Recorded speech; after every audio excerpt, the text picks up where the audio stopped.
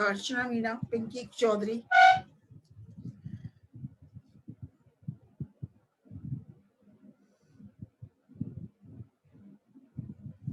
मनीषा कुमारी,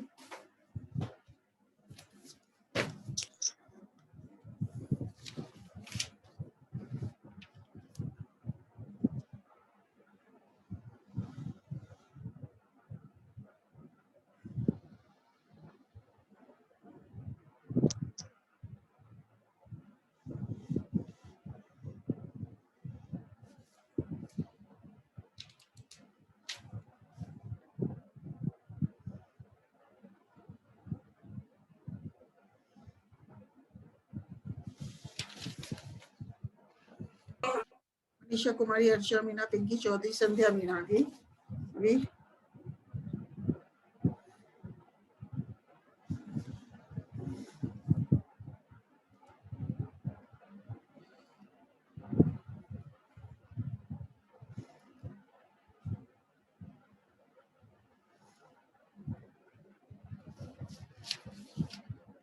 निकिता अंजना, पूजा कुमावत,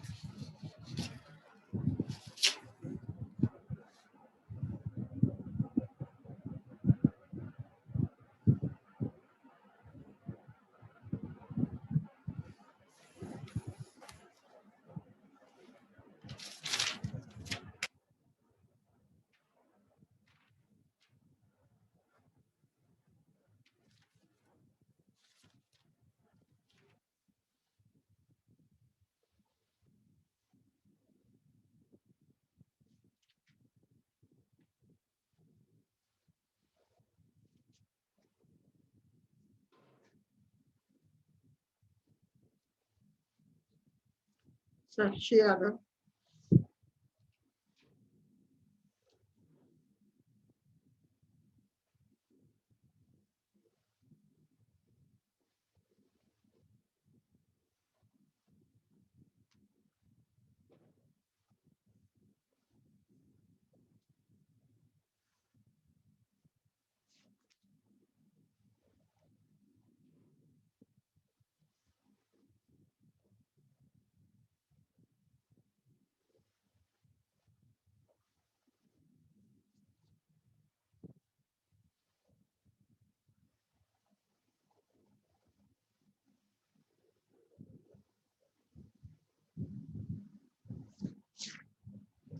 आरती चौधरी,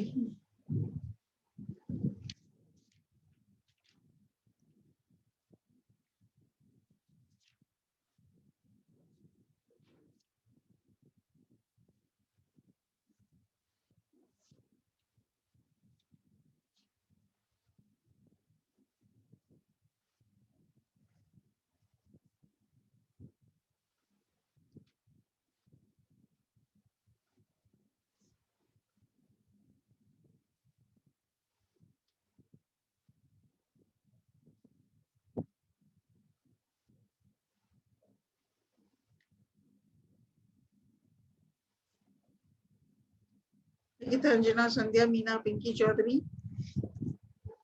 पूजा कुमावत, साक्षी यादव, आरती चौधरी, मनीषा कुमारी, अर्चना मीना, संध्या मीना और भी अजंदो भी।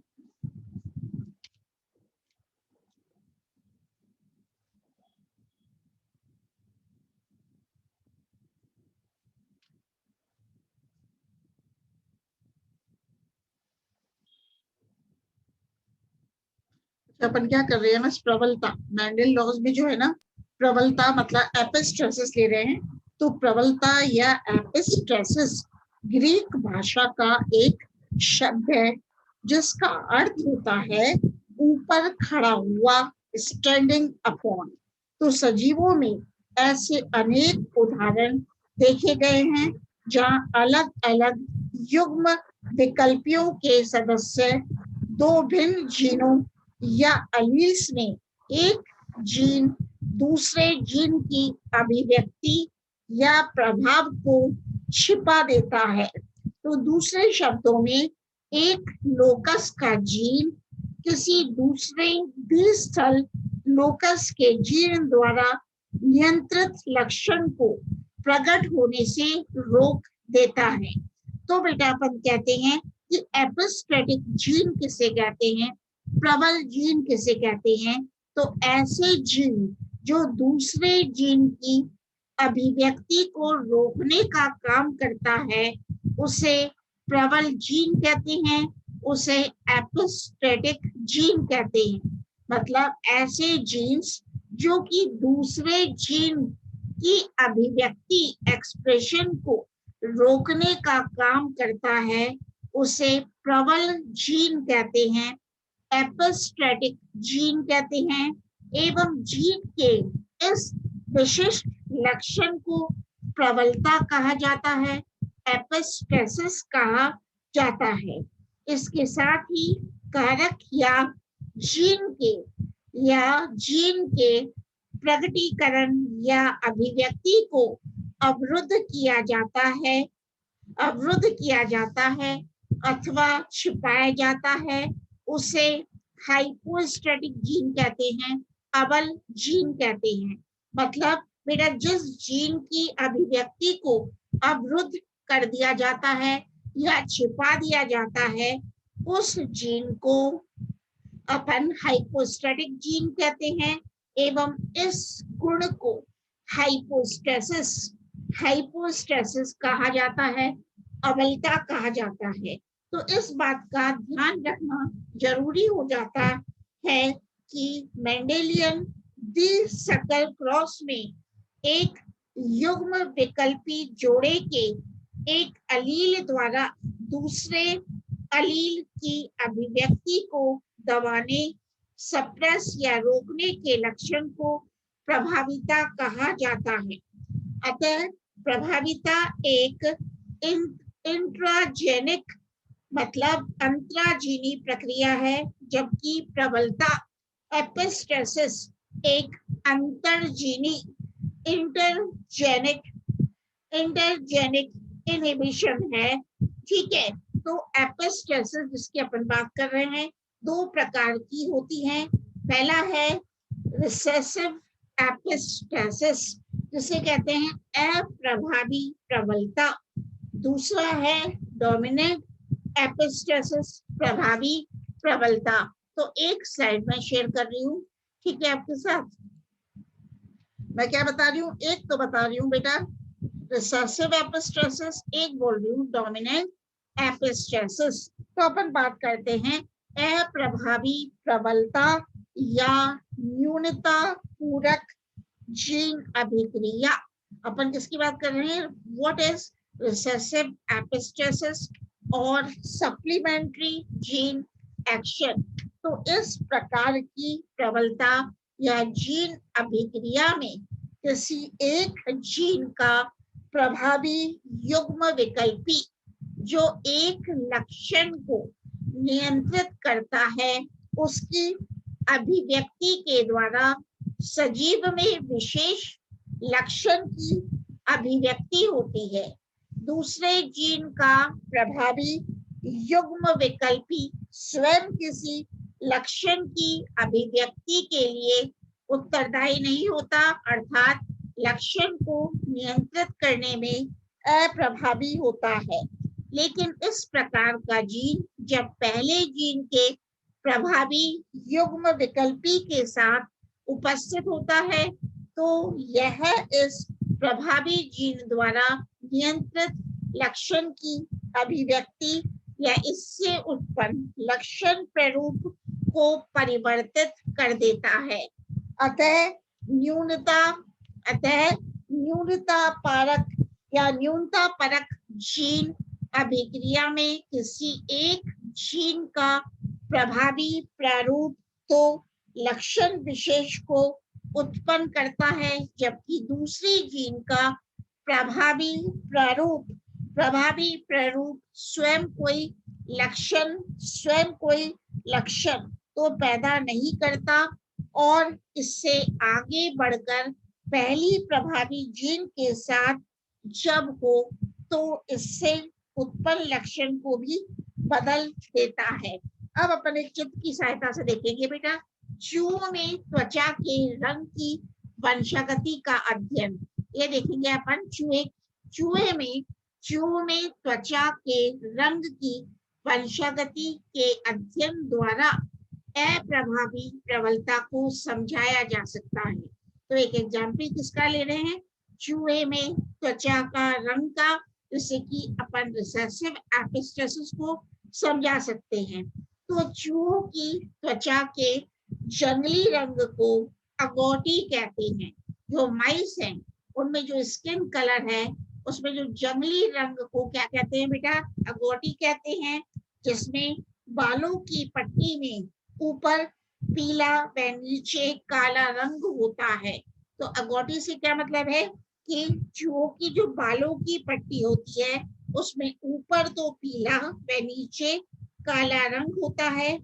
और यहाँ एक जीन प्रभावी कैपिटल ए पर दूसरी जीन का अप्रभावी युग्म विकल्पी स्मॉल सी प्रबल होता है, एपिस्टेटिक होता है। जब जीन कैपिटल ए अनुपस्थित होता है तो प्रभावी युग्म विकल्पी कैपिटल सी के कारण रंगीन चूहे उत्पन्न होते हैं। परंतु जब दोनों युग्म विकल्पी कैपिटल सी व कैपिटल ए व कैपिटल ए एक साथ मौजूद हो तो अगोटी रंग के चूहे उत्पन्न होंगे। दूसरी ओर जब प्रभावी युग्म विकल्पी कैपिटल ए मौजूद हो एवं स्मॉल सी अप्रभावी युग्म विकल्पी इसके साथ शुद्ध अवस्था में हो तो सफेद या अल्बिनो चूहे प्राप्त होंगे, जैसे कि नीचे क्रॉस से स्पष्ट है। तो ये देखना बेटा, मैं क्रॉस दिखा रही हूँ। एक तो लिया अपन ने रंगीन काला चूहा, एक है सफेद, सफेद एल्बिनो। तो एल्बिनो तो ये किससे रिप्रेजेंट करते हैं, रंगीन मतलब जो है कैपिटल सी स्मॉल ए, और सफेद चूहा जो है क्योंकि एल्बिनो है इसको करते हैं स्मॉल सी कैपिटल ए। तो जो अपने युग्मक बनते हैं वो देखना बेटा, गिमेट्स कौन कौन से बन रहे हैं डायग्राम में दिखाएं, जो capital C and small A, और सफेद वाले में small C and capital A. तो जब इन युग्मकों में अपन क्या कराते हैं, क्रॉस कराते हैं, तो अगोटी चूहे प्राप्त होते हैं। मतलब चूहों की त्वचा के जंगली रंग को अगोटी कहते हैं। तो मैंने जब बताया आपको अगोटी चूहे कब प्राप्त होते हैं, जब दोनों युग्म विकल्पी कैपिटल सी जब दोनों युग्म विकल्पी कैपिटल सी व कैपिटल ए एक साथ मौजूद हो तो अगोटी रंग के चूहे उत्पन्न होंगे। इसमें देखना अपने कैपिटल सी भी है और कैपिटल ए भी है। जब दोनों उत्पन्न हैं तो अगोटी रंग के चूहे उत्पन्न होंगे F1 पीढ़ी में। ठीक है, अब इन अगोटी रंग के चूहों में स्व संकरण कराया जाता है तो अपन को क्या मिलते हैं, अगोटी चूहे 9 मिलते हैं, capital C and capital A, और रंगीन व काला 3 मिलते हैं, और सफेद चूहे मतलब एल्बिनो चूहे 4 मिलते हैं। तो अपना फिनोटाइपिक रेशियो क्या होता है, लक्षण प्ररूपी अनुपात 9:3:4 होता है। तो ये अपन ने पढ़ा रिसेसिव एपिस्टेसिस का एग्जाम्पल। ठीक है, अब देखते हैं प्रभावी प्रबलता क्या होती है, डोमिनेंट एपिस्टेसिस क्या होती है। तो इस परिघटना में दो स्वतंत्र अयुग्म विकल्पी जीन नॉन एलेलिक जीन किसी सजीव के केवल एक लक्षण को प्रभावित करते हैं एवं इस प्रकार की प्रबलता जीन अभिक्रिया एपिस्टेटिक जीन एक्शन एक जीन दूसरे जीन की अभिव्यक्ति को ओवरमास्क प्राच्छादित कर देता है या दबा देता है। मतलब बेटा डोमिनेंट एपिस्टेसिस में एक जीन जो होता है वो दूसरे जीन की अभिव्यक्ति को दबा देता है, मतलब ओवरमास्क कर देता है।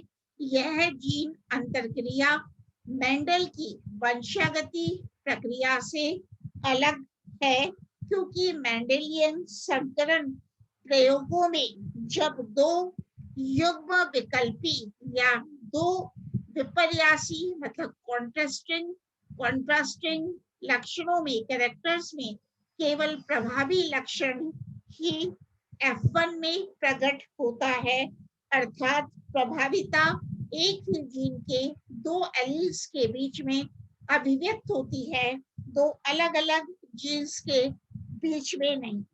अतः प्रभावी प्रबलता मतलब डोमिनेंट एपिस्टेसिस में प्रबल जीन का प्रभावी युग्म विकल्पी दूसरे जीन की अभिव्यक्ति को दबा देता है।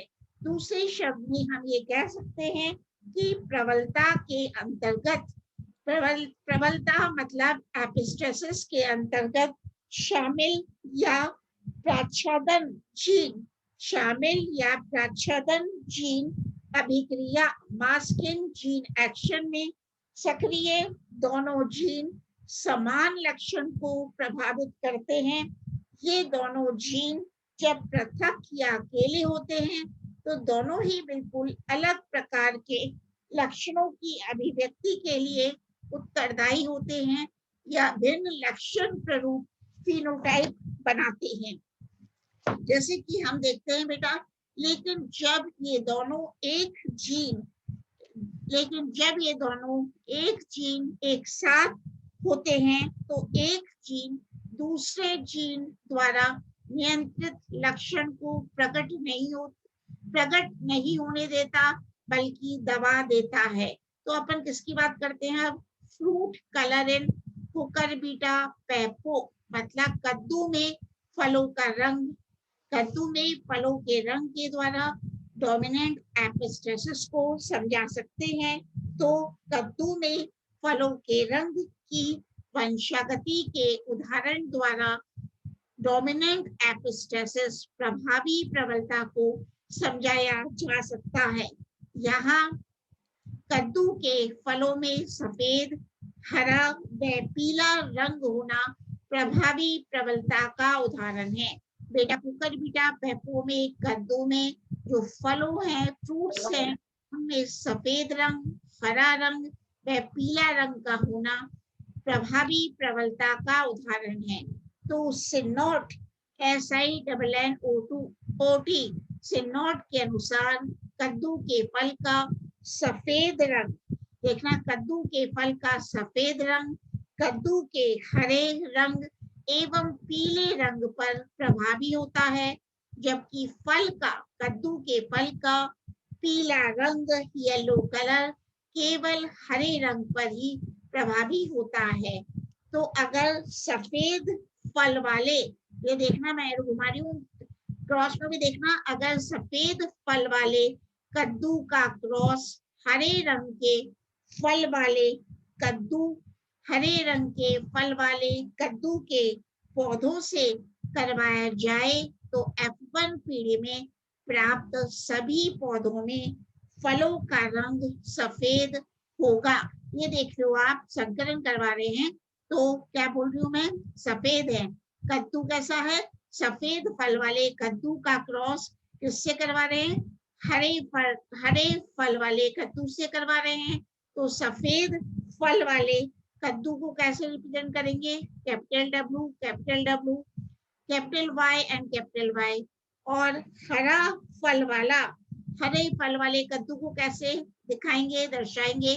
तो small w and small y and small y। और जब इसमें युग्मक बनेंगे तो आप जैसे कि डायग्राम में देख रहे हो, युग्मक है कैपिटल W, कैपिटल Y, ये सफेद फल वाले कद्दू में है, और हरा फल वाले जो कद्दू है उसमें जो युग्मक है ये मेट्स हैं, वो small w and small y है। और जब इनमें क्रॉस कराते हैं तो सफेद फल वाले कद्दू ही प्राप्त होते हैं F1 जनरेशन में, F1 पीढ़ी में। ठीक है, तो अपना क्या हुआ? Capital W, small y and capital Y। तो जब इन सफेद फल वाले कद्दुओं में स्व निषेचन कराया जाता है तो F2 पीढ़ी में अपन को क्या मिलेगा, सफेद व पीले मिलेंगे। F2 लक्षण प्ररूपी अनुपात है, सफेद व पीले 12:3 के अनुपात में मिलते हैं।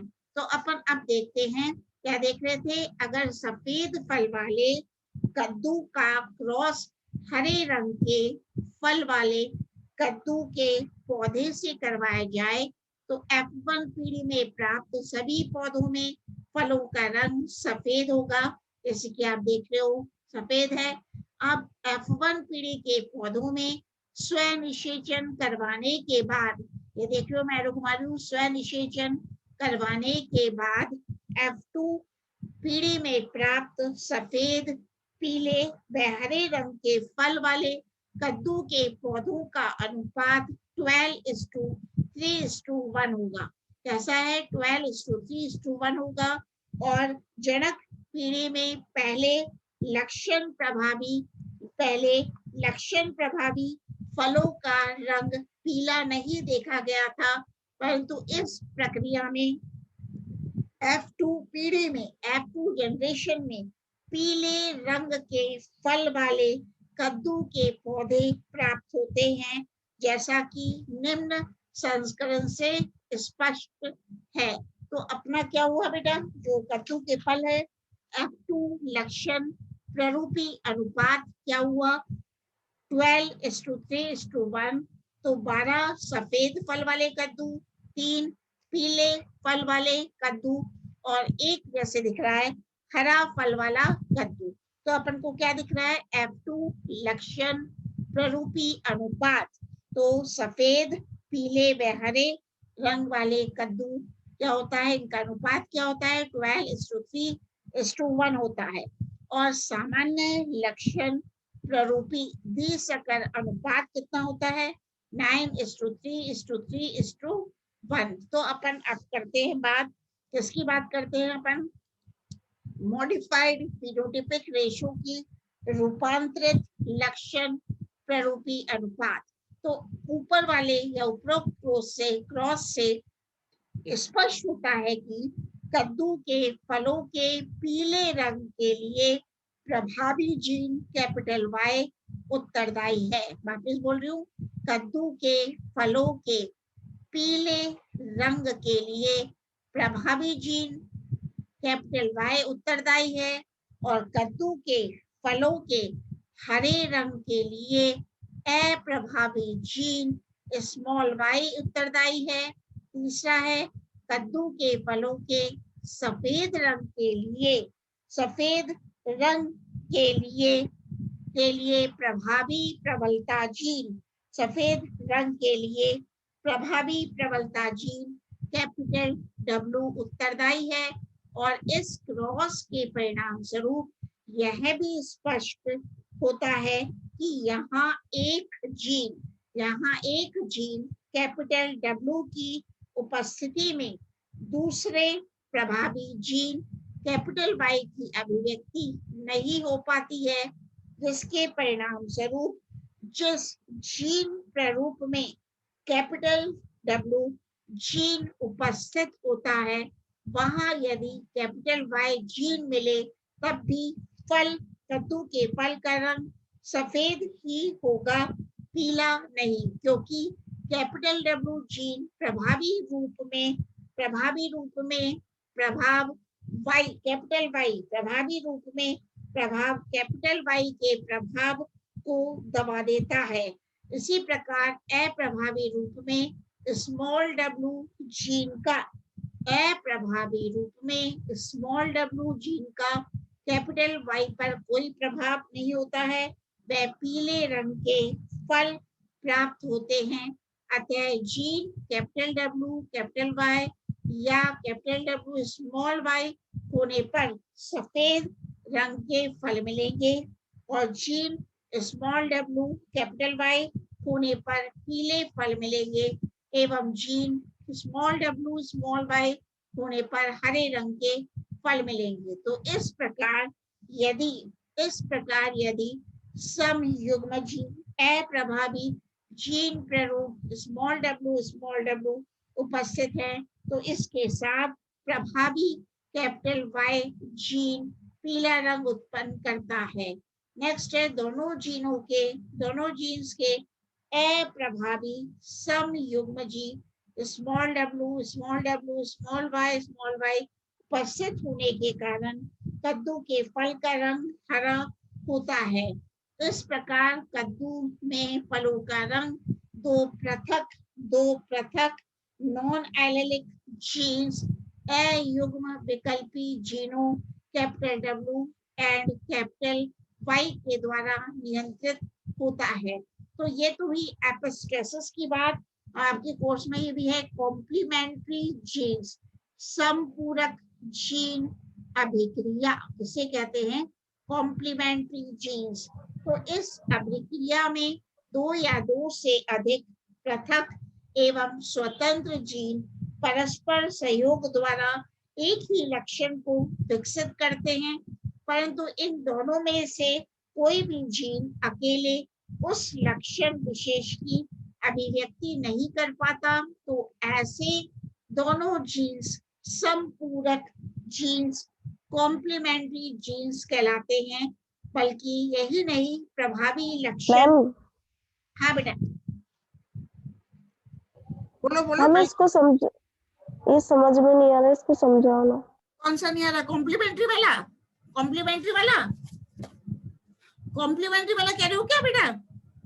Yes ma'am. बेटा अभी डायग्राम से दिखा रही हूँ आपको, चेकर बोर्ड से, फिर आ जाएगा, नहीं तो वापस बोलना, ठीक है? तो इसको बोले दो प्रभावी लक्षण की अभिव्यक्ति के लिए इन दोनों में से प्रत्येक जीन का एक प्रभावी युग्म विकल्पी अवस्था में होना भी आवश्यक है। तो दोनों जीनों के बीच समपूरक अंतरक्रिया जीनों की पारस्परिक क्रिया का एक उपयुक्त उदाहरण है। अब बेटा जो आप कहते हैं समझ में नहीं आ रहा, इस डायग्राम से समझो, नहीं तो फिर समझाते हैं। मीठी मटर, इसको क्या कहते हैं? Sweet pea. और लेथाइरस ओडोरेटस में पुष्पों के रंग की वंशागति के अध्ययन के द्वारा भी संपूरक जीन अभिक्रिया को समझाया जा सकता है। तो बेटा जो कॉम्प्लीमेंट्री जीन्स को किसके द्वारा समझाया जा सकता है? संपूरक जीन्स अभिक्रिया को स्वीट पी में जो पुष्पों के रंग की वंशागति के अध्ययन के द्वारा समझा सकते हैं। तो बैटसन एवं पुन्नेट के अनुसार जब सफेद पुष्प वाली मीठी मटर की दो किस्मों के पौधों के बीच क्रॉस करवाया गया तो F1 पीढ़ी के सभी पौधे रंगीन पुष्पों वाले थे, लाल पुष्पों वाले थे। देखना बेटा मैंने क्या बताया, जो स्वीट पी है उसमें दो तरह के पुष्प हैं, दो वैरायटीज हैं, सफेद पुष्प, दूसरे में भी सफेद पुष्प है।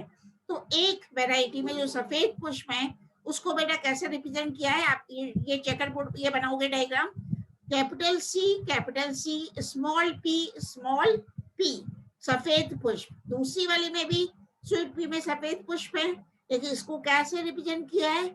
Small C capital P. अब युग्मक क्या बन रहे हैं, गेमेट्स क्या बन रहे हैं? तो अपन ऐसे दर्शाएंगे capital C and small C and capital P. अब जब इन दोनों युग्मकों के बीच में बेटा क्रॉस करवाते हैं तो मैंने बताया रंगीन पुष्प मिलते हैं। मतलब ना तो सफेद पुष्प नहीं मिलेंगे, रंगीन पुष्प जो कि लाल कलर के हैं वो मिलते हैं। क्यों? क्योंकि दोनों जीन्स अपना इफेक्ट दिखा रही हैं। एक तो है बेटा capital C and capital P. तो रंगीन पुष्प को कैसे लिखेंगे? Capital C capital P and small P. फिर से मैं इसको रिपीट करती हूँ। तो बैटसन एवं पुन्नेट के अनुसार जब सफेद पुष्प वाली मीठी मटर की दो किस्मों के पौधों के बीच बेटा क्रॉस करवाया जाता है, दो वैरायटीज के पौधों के बीच क्रॉस करवाया गया तो F1 पीढ़ी के सभी पौधे रंगीन पुष्प वाले थे, जैसे कि आपने डायग्राम में देखा। लेकिन जब F1 पीढ़ी के पौधों में स्वयं निषेचन करवाया गया तो F2 पीढ़ी में प्राप्त रंगीन एवं सफेद पुष्प वाले पौधों का लक्षण प्ररूपी अनुपात 9:7 था। इसके अनुसार यह लक्षण प्ररूपों अनुपात 9:7 भी मेंडल के सामान्य लक्षण प्ररूपों द्विसकल अनुपात 9:3:3:1 का ही संशोधित प्रारूप है, जिसमें पुष्प के एक प्रकार के रंग वाले लक्षण से दो प्रकार के विपर्यासी लक्षणों वाले पुष्प F2 पीढ़ी में प्राप्त होते हैं, जैसा कि क्रॉस से स्पष्ट है। वापस मैं इसको